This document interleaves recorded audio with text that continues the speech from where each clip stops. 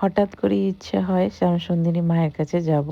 তবে বেশি ইচ্ছাটা ছিল আমার বোনেরই। তো তো সেই মতো আমরা সপরিবারে মায়ের দর্শন করতে বেরিয়ে পড়ি।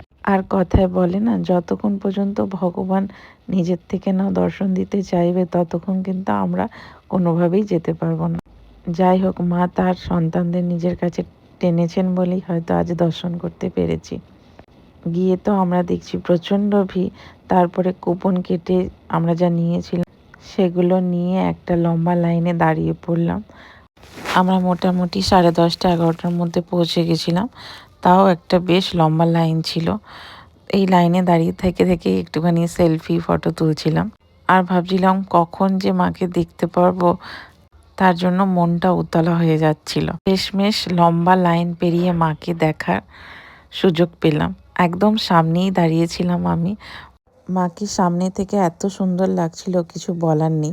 সামনে দাঁড়িয়ে থাকার কারণে পুষ্পাঞ্জলিটাও খুব ভালোভাবে দিতে পেরেছিলাম। কিছু মনের ইচ্ছাও রেখেছি মায়ের কাছে।